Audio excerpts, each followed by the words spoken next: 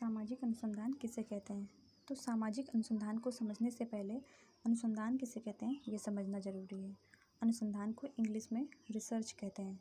Research दो शब्दों से मिलकर बना है, री प्लस सर्च। इसमें री का अर्थ है बार बार और सर्च का अर्थ है खोजना, अर्थात किसी भी विषय के बारे में बार बार खोजना या अध्ययन करना ही रिसर्च कहलाता है। क्योंकि मनुष्य एक जिज्ञासु प्राणी है और अपनी जिज्ञासा के आधार पर प्रतिदिन कुछ न कुछ सीखता ही रहता है, खोजता ही रहता है। उसकी जिज्ञासा का आधार चाहे प्राकृतिक दशाएं हों या सामाजिक जटिलताएं, इन सभी से प्राप्त ज्ञान का स्पष्टीकरण करना तथा प्राप्त ज्ञान का सत्यापन करना ही अनुसंधान कहलाता है। लेकिन जब ये सारी प्रक्रियाएं केवल सामाजिक घटनाओं से ही संबद्ध हो जाती हैं या जुड़ जाती हैं तो इसे सामाजिक अनुसंधान कहते हैं। एक सोशियोलॉजिस्ट हैं बोगार्डस, उन्होंने सामाजिक अनुसंधान को परिभाषित करते हुए कहा है कि जो सामाजिक अनुसंधान एक साथ रहने वाले लोगों के जीवन में क्रियाशील अंतर्निहित प्रक्रियाओं की खोज करना ही सामाजिक अनुसंधान है। मोजर लिखते हैं, सामाजिक घटनाओं तथा समस्याओं के बारे में नवीन ज्ञान प्राप्त करने के लिए व्यवस्थित अध्ययन को ही हम सामाजिक अनुसंधान कहते हैं।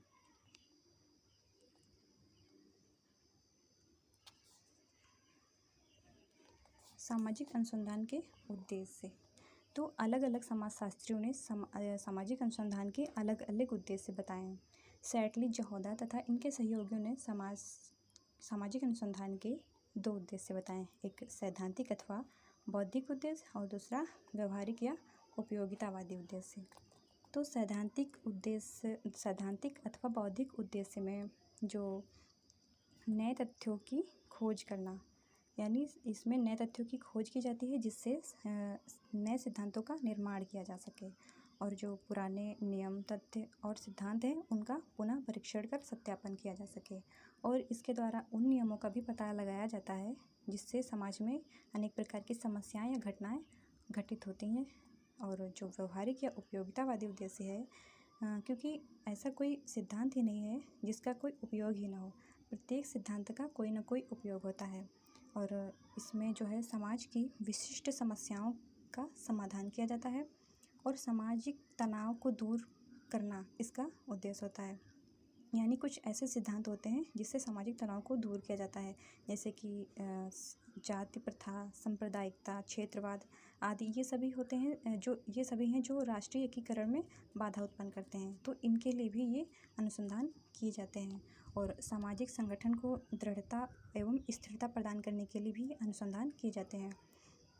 क्योंकि ऐसा नहीं है कि कुछ व्यक्ति अपने अपने उद्देश्यों की पूर्ति के लिए संगठित हो जाएं और उद्देश्य की प्राप्ति के बाद वह पुनः बिखर जाएं। तो अपने उद्देश्यों की प्राप्ति के बाद इस संगठन विघटित ना हो, संगठित रहे, इसके लिए भी अनुसंधान किए जाते हैं। और समाज की प्रगति एवं विकास हेतु और योजनाओं के क्रियान्वयन हेतु भी ये सामाजिक अनुसंधान किए जाते हैं। सामाजिक अनुसंधान का क्षेत्र, यानी किन किन क्षेत्रों को इसमें सम्मिलित किया जाता है। तो पी.वी. यंग ने इसके 5 क्षेत्र बताए हैं, जिसमें पहला है सामाजिक जीवन की संरचना तथा प्रकारों से संबंधित अनुसंधान। इसमें परिवार, समिति, समूह, संस्था को सम्मिलित किया जाता है या इसके अंतर्गत अध्ययन किया जाता है। और दूसरा है नए सिद्धांतों के प्रतिपादन से संबंधित अनुसंधान, मतलब नए सिद्धांतों के लिए जो तथ्य एकत्रित किए जाते हैं। और पुराने सिद्धांतों के सत्यापन से संबंधित अनुसंधान, क्योंकि समाज में परिवर्तन होता रहता है और जो सिद्धांत एक समय में पूरी तरह से उपयोगी होते हैं वह कुछ समय के बाद वह पूरी तरह से उपयोगी नहीं रह जाती, यानी उसमें कुछ परिवर्तन करने की आवश्यकता होती है। और तो इसलिए भी अनुसंधान किए जाते हैं। और द्वितीयक तथ्यों पर आधारित अनुसंधान, जो द्वितीयक तथ्यों पर आधारित होते हैं, कुछ सिद्धांत ऐसे भी होते हैं जो किसी प्रलेख या फिर अन्य सिद्धांतों से ही अनुसंधान कर लिए जाते हैं और तथ्यों को प्राप्त कर लिए जाते हैं। और प्रयोगात्मक पद्धति पर आधारित अनुसंधान, यानी कि कुछ अनुसंधान प्रयोगात्मक पद्धति पे होते हैं। उदाहरण के लिए जैसे कि सोशल रिसर्चर शोध के लिए किसी समान प्रकृति वाले 2 गाँव को ले लेता है, उसकी जैसे कि एक परिवार नियोजन की समस्या को लेकर। तो पहले दोनों गाँव में क्या करता है, दोनों गाँव का अध्ययन कर लेता है। उसके बाद एक गाँव में जो है कुछ इससे परिवार नियोजन से संबंधित कुछ जानकारियाँ या कुछ जानकारियाँ प्रदान कर देता है और उसके थोड़े समय के बाद वह दोनों का फिर से अध्ययन करता है और फिर वह उस गांव का अध्ययन करता है जिसमें उसने कोई भी जानकारी प्रदान नहीं की और उस गांव का भी अध्ययन करता है जिसमें वो अनेक प्रकार की जानकारियों को देता है। फिर तो इसमें ये कैसा सिद्धांत है? ये प्रयोगात्मक पद्धति पर आधारित अनुसंधान है।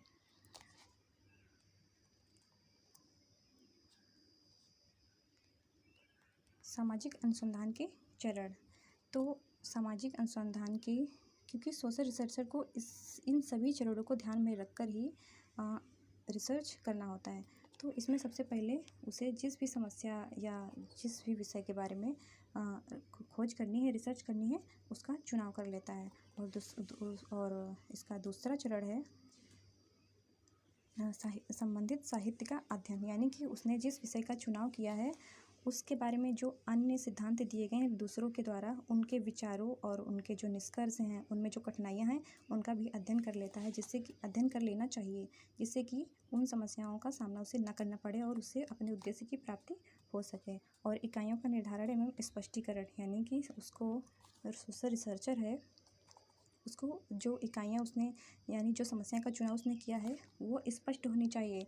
यानी कि ऐसा नहीं कि उसने जिस समस्या का चुनाव किया वो अलग एक स्थान पर दूसरा और दूसरे स्थान पर उसका दूसरा अर्थ निकलता हो। यानी कि जो अर्थ है वह सार्वभौमिक होना चाहिए, उसका समान हर जगह पर एक ही अर्थ निकलना चाहिए। और परिकल्पना का निर्माण, यानी कि अपने जो रिसर्च करने से पहले उसके किन किन प्रविधियों का उपयोग करना चाहिए, किन किन सूचनादाताओं का चयन करना चाहिए, इन सभी का अध्ययन पहले से ही उसे उपकल्पना के द्वारा कर लेना चाहिए, जिससे कि उसको अपने उद्देश्य की प्राप्ति हो सके। और अध्ययन क्षेत्र का निर्धारण, यानी कि उसको अध्ययन क्षेत्र का निर्धारण कर लेना चाहिए कि उसको उससे उसकी समस्या से संबंधित जो तथ्य हैं वो किन क्षेत्रों पर मिल सकते हैं। और सूचनादाताओं का चयन कर लेना चाहिए, यानी कि छठा है सूचनादाताओं का चयन, यानी कि उसको किन किन सूचनादाताओं का चयन करना चाहिए जिससे उसे सही जानकारी प्राप्त करनी चाहिए।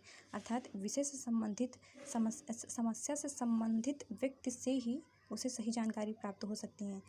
अगर उसने गलत व्यक्तियों का चुनाव कर लिया तो उसे सही जानकारी प्राप्त नहीं हो सकती।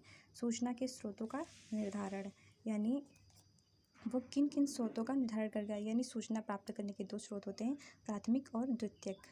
तो उसे किन क्षेत्र, मतलब क्षेत्रीय या प्राथमिक, और दूसरा है प्रलेखीय अथवा द्वितीयक। तो इनमें से उसे किसके द्वारा उसे उसकी समस्या से संबंधित जानकारी आसानी से मिल सकती है, उसका चुनाव कर लेना चाहिए। अध्ययन के उपकरणों एवं प्रविधियों का निर्धारण, उसको पहले से ही अध्ययन प्रविधियों का निर्धारण कर लेना चाहिए, यानी अध्ययन प्रविधि हैं शेड्यूल, क्वेश्चनरी, ऑब्जर्वेशन, सैम्पलिंग, इनके द्वारा उनको पहले से ही निर्धारण कर लेना चाहिए कि किसके द्वारा उनको सही जानकारी प्राप्त हो सकती है। उपकरणों एवं प्रविधियों का पूर्व परीक्षण, यानी पूर्व परीक्षण कर लेना चाहिए कि अवलोकन के द्वारा उसे सही जानकारी प्राप्त होगी, या क्वेश्चनरी के द्वारा, या फिर सैम्पलिंग के द्वारा।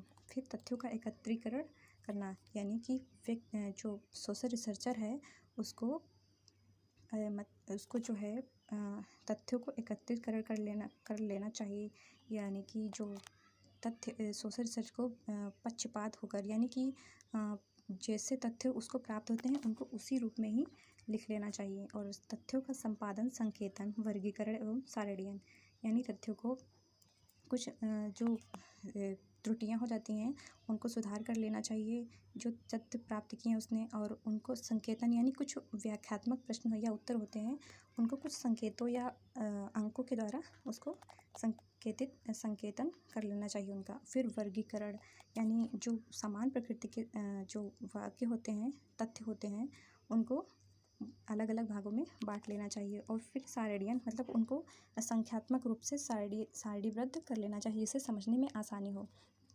तथ्यों का सांख्यिकीय विश्लेषण कर लेना चाहिए। फिर 13वां है तथ्यों का विश्लेषण तथा विवेचन। और फिर 14 नंबर है प्रतिवेदन का प्रस्तुतिकरण।